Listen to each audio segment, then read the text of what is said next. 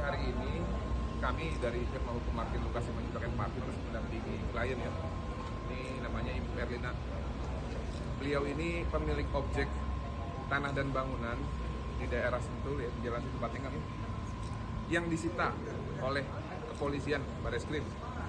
Menurut saya mereka terlalu bersemangat menyitanya. Karena begini, klien saya ini pemilik yang sah berdasarkan perjanjian jual beli terhadap salah satu terdakwa di tahun 2019 yang belum dibayar lunas. Karena sama terdakwa ini dia beli harganya 7M tapi baru dibayar 1,9 M, dan di tahun 2021 itu tidak dilanjutkan lagi cicilannya setelah bulan Oktober. Sama klien saya ini digugat perdata. Akhirnya putuslah melalui putusan 49 Wan Prestasi. Jadi kan kembali dong ke klien saya. Nah, cuman memang terdakwa ini di tahun 2021 ada diduga melakukan tindak pidana penipuan, pemalsuan surat, dan dugaan tindak pidana pencucian uang.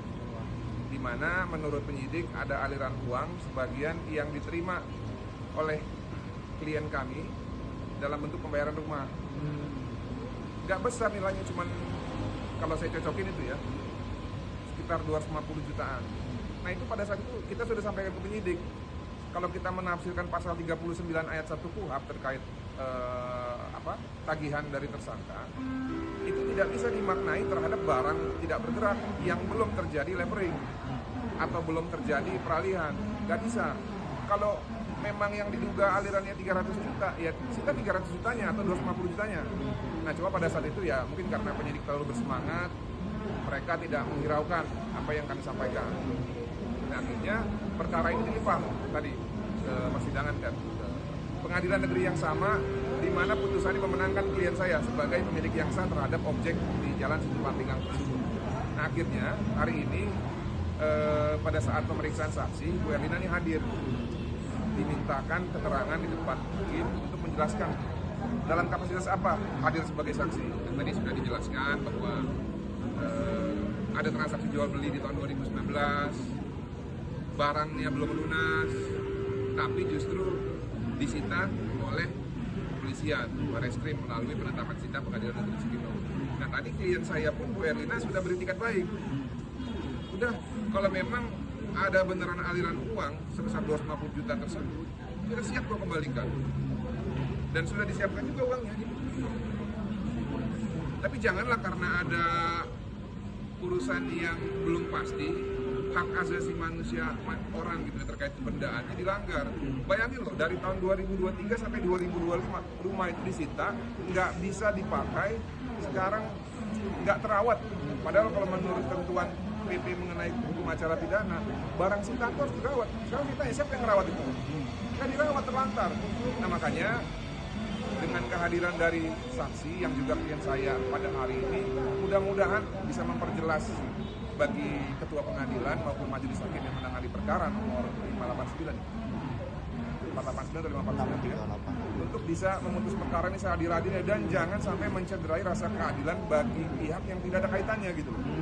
Jangan sampai nanti ternyata justru putusannya itu aneh. Misalkan contoh, merampas barang bukti untuk negara atau merampas barang bukti dan dikembalikan kepada korban TPPU, itu kan gak ada kaitannya. Kalau dari pertimbangan dari pihak kepolisian menyita rumah milik klien itu apa tuh? Jadi begini katanya, sesuatu yang sudah tercemar, itu sudah tercemar harus disita. Karena ada salah satu ahli ya, ahli hukum pidana itu Profesor Joshua ya, Simanulang kalau nggak salah, dia pernah katanya begitu. Nah cuman sepertinya penyidik ini kurang paham gitu loh. Yang dimaksud tercemar ya, kalaupun tercemar ya uangnya, bukan objek tanah dan bangunan. Karena objek tanah dan bangunan menurut Undang-Undang Pokok Agraria, kalau belum lunas, barang itu belum beralih kepada pembeli, masih milik klien kami. Nah itu makanya klien kami menang pada saat gugatan Wan Prestasi.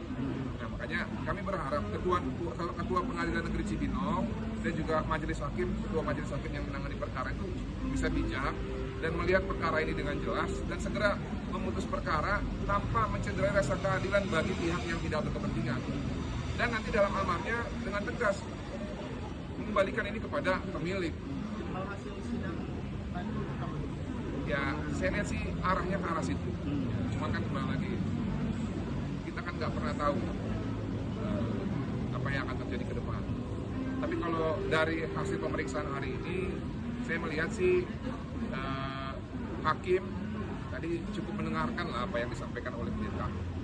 Tapi berharap itu juga bukan cuma hanya didengarkan, tapi menjadi pertimbangan. Dan ke depan agar lebih berhati-hati nih kepolisian. Jujur aja, kalau begini nanti ceritanya, kasihan masyarakat. Bayangin loh, ibu itu sampai tinggal di rumah orang tuanya karena rumahnya disita. Berarti langkah selanjutnya dari kuasa hukumnya langkahnya seperti apa nih yang akan Ya, kalau tadi kita sebenarnya beliau ini menggunakan jasa kita untuk pra peradilan. Cuma saya bilang pra peradilan nanti kalau terburu-buru ternyata sudah dilimpah ke pengadilan negeri percuma. Nah akhirnya sekarang yang menerima surat ini aja memperhatikan atau tidak. Makanya saya berharap ya dimulai dari Kejaksaan Agung nanti dalam tuntutannya juga harus memperhatikan keadilan bagi pihak yang tidak berkepentingan dalam hal ini gitu loh. Tapi ditarik sebagai pihak ketiga beretikat baik. Ya jangan sampai nanti menuntut yang di luar dari tuntutan yang seharusnya. Sebagai contoh, ternyata nuntut barang bukti tanah di situ Pak pegang yang seluas 300 meter ini dengan nomor sertifikat berapa nih? 558 sekian ini contohnya dirampas atau dirampas untuk negara atau dirampas dikembalikan kepada korban. Kan nggak adil begitu. Hanya karena uang 300 juta. Itu sih tujuan kita. Kita berharap Ketua Pengadilan Negeri Cibinong dan juga Ketua Majelis Perkara yang Ketua dan Majelis Hakim yang menangani perkara ini bisa dengan bijak dan cermat, jangan sampai salah mengadili terkait barang bukti yang semenjak dari awal disita dengan dalam tanda petik ya, terlalu bersemangat oleh para penyidik Barreskrim. Terima kasih Bang.